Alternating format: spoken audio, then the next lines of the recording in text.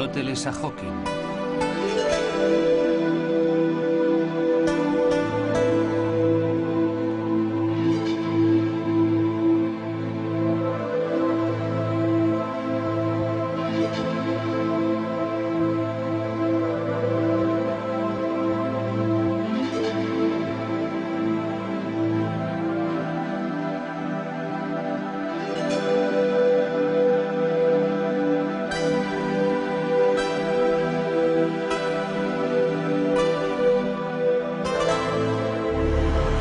Lo extraño de la naturaleza.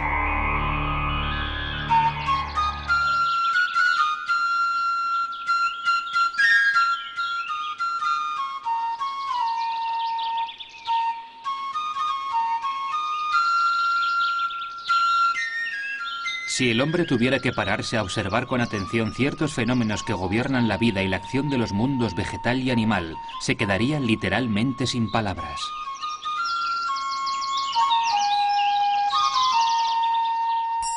A mediados del siglo XIX, un ocurrente médico ortopédico, Dr. Prabhat, inventó la jeringuilla. La introducción de una aguja en la piel para administrar un medicamento se consideró un gran logro en su día.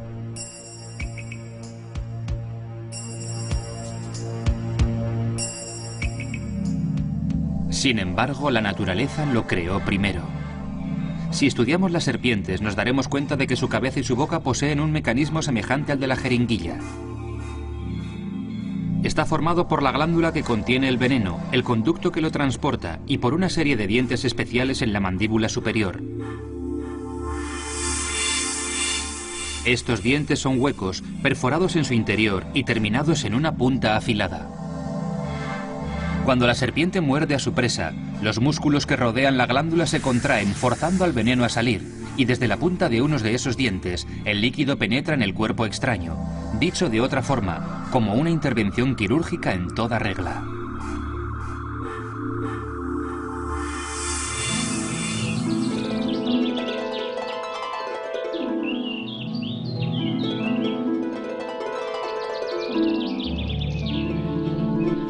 En el 1800, el físico italiano Alexander Volta sacó a la luz un invento único.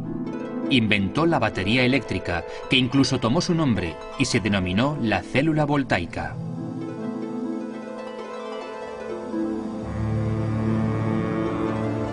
Este invento se consideraba el mayor logro científico que el mundo había conocido.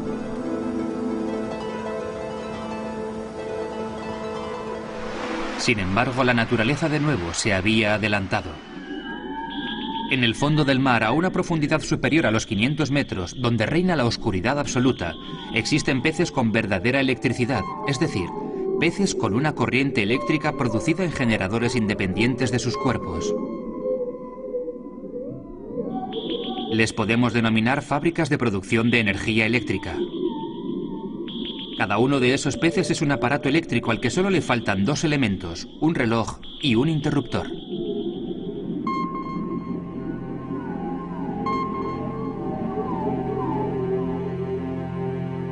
Todo el mundo cree que Joseph Montgolfier es la primera persona del mundo que en 1777 consiguió idear un paracaídas.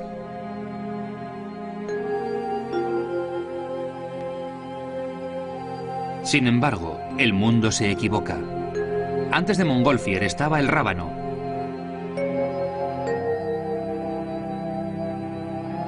Si observamos con detenimiento las raíces del rábano cuando vuelan en el aire para ser esparcidas por la naturaleza, todas se encuentran atadas a un delicado y a su vez resistente trozo de pelusa, que es un paracaídas microscópico. Exactamente el mismo paracaídas está atado a los hombros de las semillas del álamo y del platanero, con la diferencia de que son transportados por hilos de seda en lugar de por una pelusa.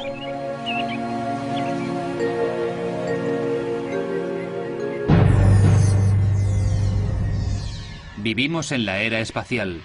Miles de científicos de todo el mundo están continuamente inventando nuevos aparatos, tanto para la exploración del espacio exterior como para que el hombre pueda colonizar otro planeta.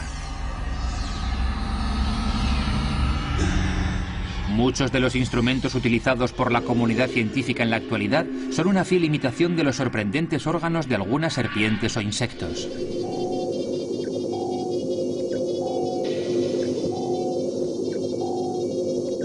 Ciertas serpientes, como la Crotalus adamanteus del continente americano, denominada comúnmente serpiente de cascabel, poseen en una cavidad entre sus ojos un sorprendente detector de calor, un termómetro de excepcional delicadeza y sensibilidad.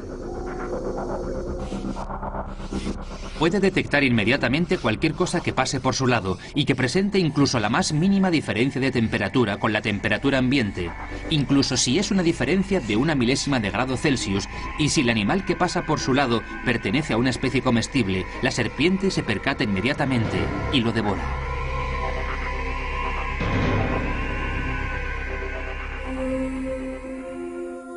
Basándonos en este mecanismo de la serpiente, los científicos americanos inventaron un significativo instrumento termométrico y con él, por primera vez, el satélite MIDA tuvo como misión el meticuloso registro de la temperatura de los niveles atmosféricos.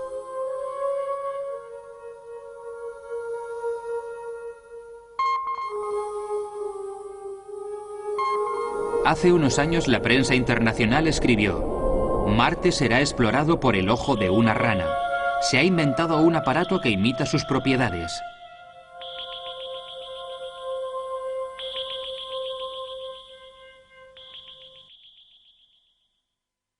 La rana percibe inmediatamente la existencia de microorganismos. Cuando neurofisiólogos estudiaron con detenimiento el ojo de la rana, se percataron de 2 propiedades. La primera es que solo ve lo que está cerca y es de interés inmediato para ella. Y segundo, en momentos críticos pone en movimiento partes de su cuerpo de manera automática sin la intervención de la energía de su cerebro. Resumiendo, la rana posee un segundo cerebro en el ojo.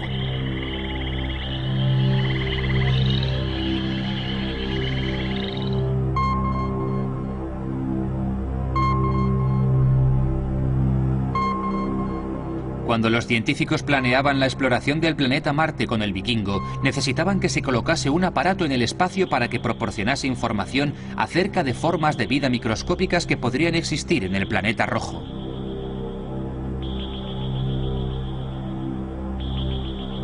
El aparato que idearon era un instrumento que funcionaba como el ojo de una rana.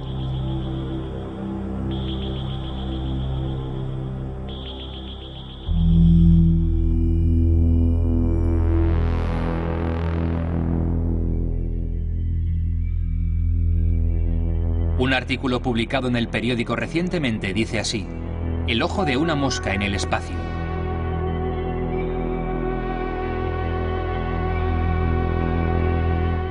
Los astronautas fotografían información acerca de las estrellas con una nueva cámara.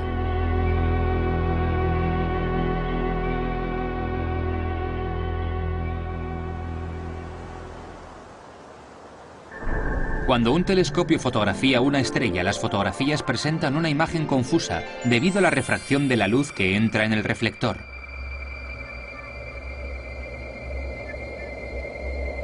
Sin embargo, si el reflector se divide en lentes más pequeñas, de acuerdo con el ojo poliédrico de una mosca, entonces se registran entre 100 y 500 imágenes de cada fotografía. Y al final se reúne toda la información de cada fotografía y tenemos una representación total y clara de la parte del espacio que hemos fotografiado.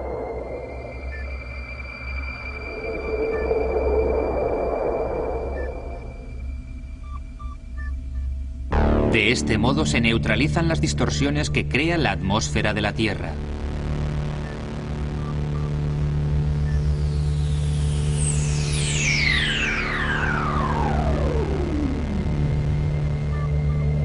La astronomía visual tiene una deuda de gratitud con ese pesado insecto llamado mosca.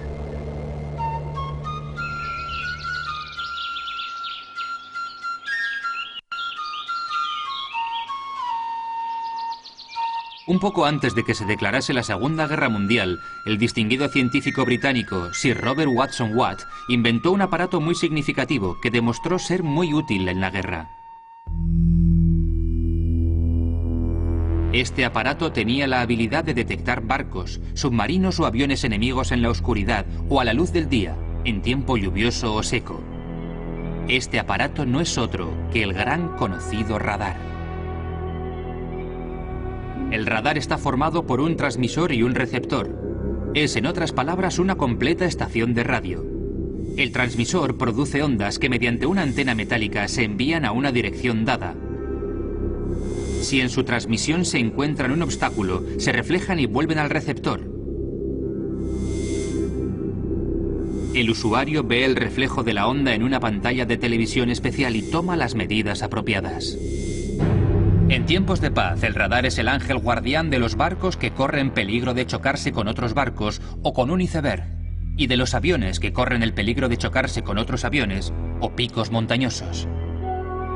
Las ondas que se usan en el aparato son electromagnéticas. Se trata de ondas invisibles al ojo humano y que poseen la misma naturaleza y propiedades que la luz. En resumen, el radar usa el reflejo de las ondas electromagnéticas. En astronomía se ha demostrado que el radar es muy útil para medir y detectar todo aquello que el telescopio no puede, debido a los problemas causados por los rayos solares. El radar, sin embargo, no se ve afectado por los rayos solares y transmite libremente sus ondas por todas partes. Naturalistas contemporáneos se han dado cuenta de que los primeros inventores del radar fueron los murciélagos. Cada murciélago lleva consigo un radar. La única diferencia que existe es que en lugar de crear un reflejo de ondas electromagnéticas, el murciélago crea un reflejo de ondas supersónicas. Algo ciertamente más difícil y evolucionado. Hablemos en primer lugar de las ondas supersónicas. Cuando un cuerpo experimenta un movimiento vibratorio, se produce sonido. El número de vibraciones por segundo se llama frecuencia. Cuando la frecuencia es muy alta, se convierte en supersónica. Cuando alcanzan las 20.000 vibraciones por segundo, el oído humano no puede percibir el sonido producido, porque es supersónico. Cuando las vibraciones son inferiores a 16, hablamos de subsónicas.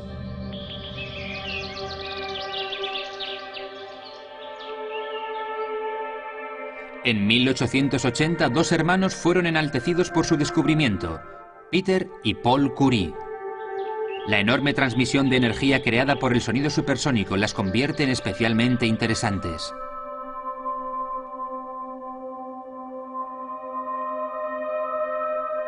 Hoy la ciencia las usa en varias aplicaciones, en la creación de nuevos tipos de aleaciones y amalgamas metálicas, en diagnósticos médicos, en grabaciones de sonido, en intervenciones quirúrgicas, en reacciones químicas o en la depuración de chimeneas, entre otras.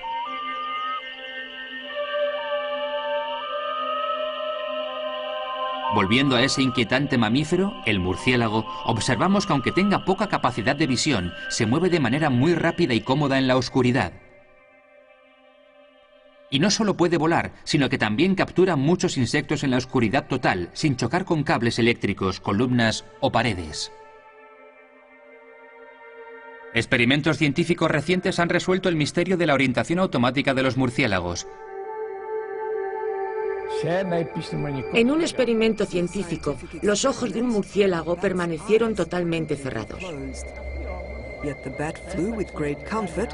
Sin embargo, el murciélago volaba cómodamente y capturaba mosquitos y otros insectos sin que tener los ojos cerrados fuese un problema. Las emisiones son cortas e intermitentes, normalmente 20 a 30 por segundo, dependiendo del tipo de murciélago.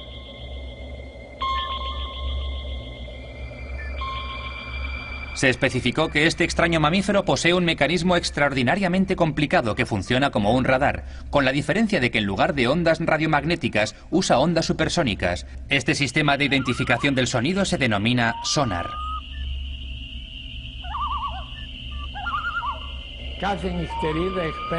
Cada murciélago emite sonidos, ruidos desde su laringe. Como el oído humano no puede percibir estos sonidos, los llamamos supersónicos. Los sonidos supersónicos se emiten desde las fosas nasales, que junto con la nariz tienen un mecanismo semejante al micrófono que dirige el sonido a un punto concreto. El resultado causa asombro, sorpresa, sobrecogimiento. Estos mecanismos de los murciélagos se pueden encontrar también en los delfines, que emiten ondas supersónicas a una frecuencia de 200.000 vibraciones por segundo. Esta transmisión y recepción de ondas se pueden encontrar también en el mundo de los insectos. Experimentos científicos demuestran que las antenas de muchos insectos funcionan como transmisores y receptores.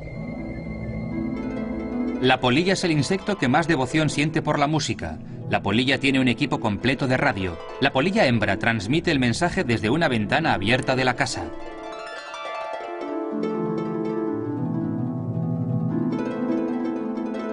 La polilla macho lo recibe en una cierta longitud de onda y envía la respuesta correspondiente. De alguna forma, así comienza el romance en el mundo de las polillas y casi siempre acaba en matrimonio y, por supuesto, en una numerosa descendencia.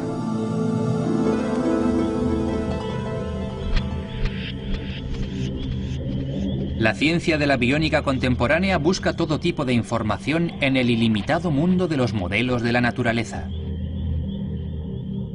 La sabiduría tecnológica es simplemente una imitación de la sabiduría de la naturaleza.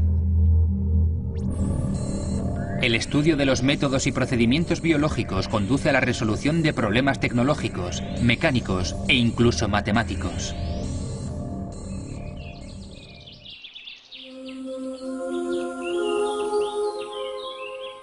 Su símbolo puede ser una compleja incisión, un hierro soldado o los símbolos matemáticos de integración o integrales. Nos encontramos ante la presencia de una poderosa alianza entre la biología, el conocimiento tecnológico y las matemáticas. Es seguro que el futuro demostrará la fuerza de los indisolubles lazos eternos de esta alianza biónica de fuerzas, que no fue creada a partir de una síntesis evolucionada de leyes, sino que siempre ha sido y será una alianza entre dos mundos que poseen la misma estructura, leyes y modo de funcionamiento, y que se corresponden geométrica, matemática y funcionalmente con todas las fuerzas que constituyen el eterno todo del mundo universal.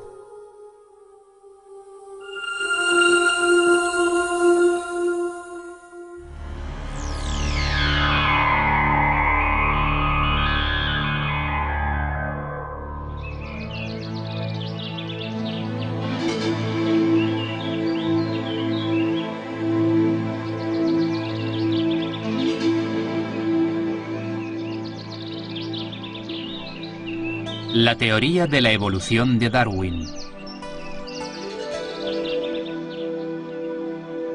Considero esencial en el contexto de la información que aporta esta obra hacer referencia a la teoría de Charles Darwin publicada en 1959 bajo el título de El origen de las especies. En este libro Darwin describe su estudio comparativo tras más de 20 años viajando por muchos países del mundo, y especialmente su viaje a las Islas Galápagos. En este libro Darwin dice que las especies del reino animal no permanecen fijas, como dijo Aristóteles, sino que en su lugar tienen un origen común y evolucionan con el paso de los milenios.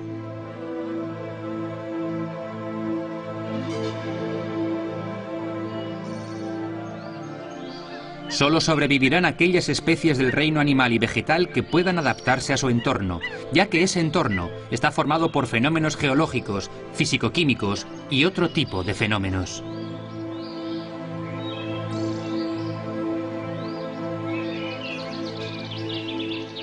Esto es lo que dice Darwin sin que nos aporte razones que soporten este punto de vista o información acerca del mecanismo que mantiene a los animales y a las plantas en la corteza del planeta.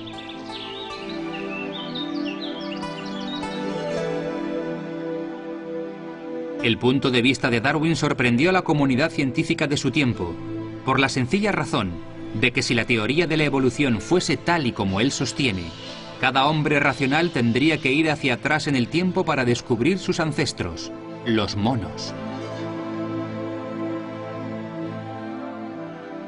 Darwin, que había estudiado teología, se consideraba ateo y era motivo de mofa en publicaciones de la época en la que le consideraban descendiente de los monos.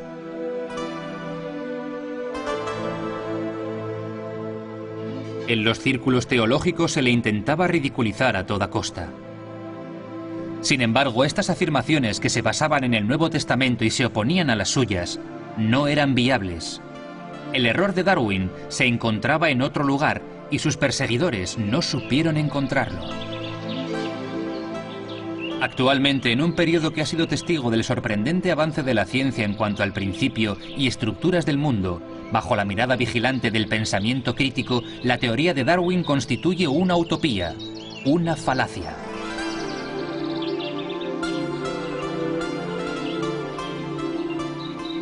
Vamos a examinarla desde el principio.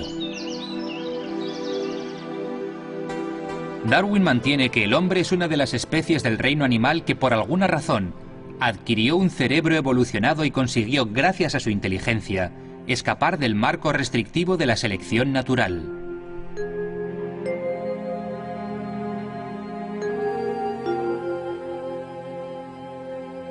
Resulta fácil refutar su punto de vista por la sencilla razón de que el cerebro humano no constituye un elemento evolutivo de la naturaleza, sino que se creó para proporcionar raciocinio, sabiduría y omnisciencia, mientras que el cerebro de cualquier otro animal es limitado e individual.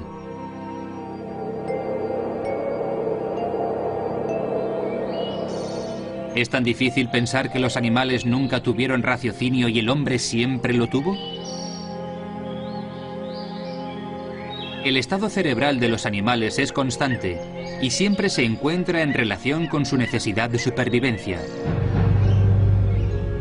La necesidad de comer de los animales no es un requisito de la razón, sino de su organismo.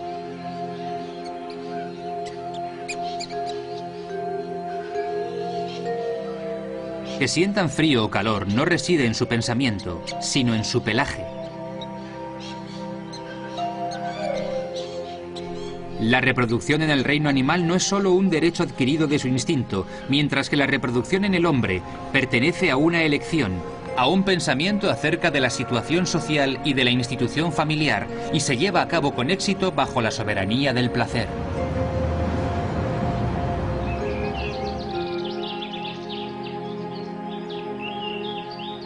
Si la naturaleza no pusiera la mesa por sí misma de tal manera que pudieran comer las plantas, los animales y con ellos los hombres, ¿existirían los animales?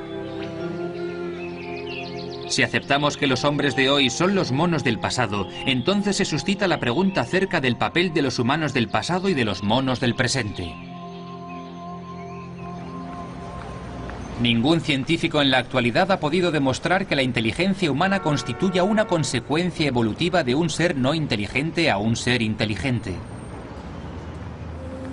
Ningún científico ha podido demostrar que el código genético de las especies tienda al cambio de una especie a otra. El principio genético incluye los elementos relacionados con el ADN en todas las especies y seres del planeta, para que todos pertenezcan al uno. Sin embargo, al mismo tiempo el código genético de las especies solo permite una mejora cualitativa y nunca su transformación en otras especies. La tendencia desesperada de algunos científicos de demostrar que hay un comienzo de la vida constituye el mayor acto de ibris hacia lo total, lo completo, lo inmutable, el perfecto y eterno diseño de la creación.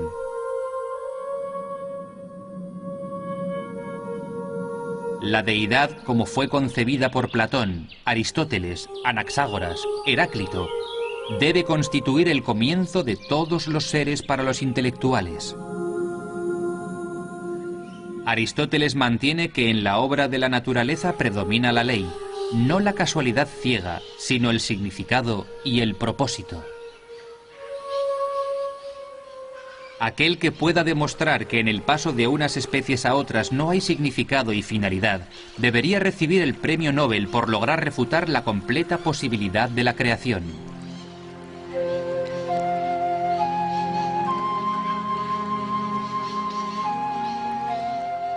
Platón describe dos arquetipos en su mundo de las ideas. Los arquetipos siempre fueron y siempre serán.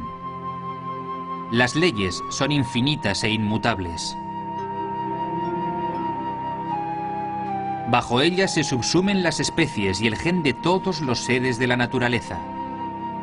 El arquetipo de cada especie tiene múltiples posibilidades de evolución que, sin embargo, no sobrepasan la propia especie. Las especies no pueden cambiar porque su continuidad está dentro de ellas. En la actualidad no podemos decir que provenimos de los monos y estos de los peces y estos del plancton de un organismo unicelular. Esto se puede denominar una violenta afrenta al sentido común.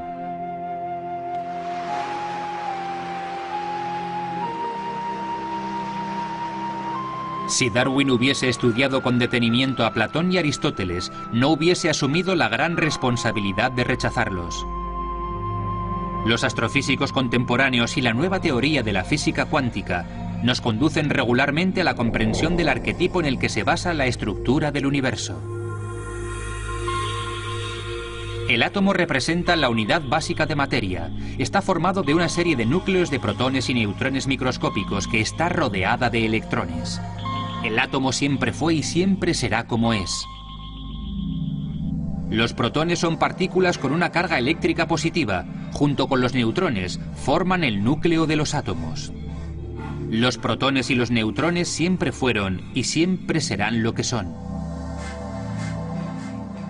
Los electrones son partículas con una carga eléctrica negativa y se mueven alrededor del núcleo del átomo.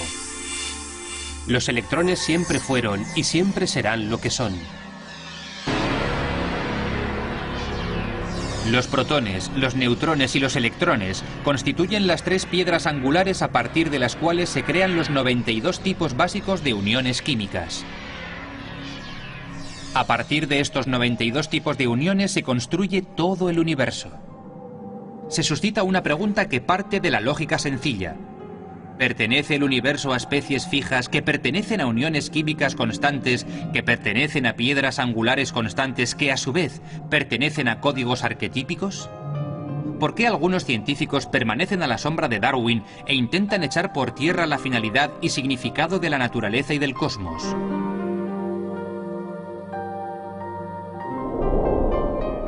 ¿Por qué no honran la elección de Dios de situar al hombre en la cima de la creación?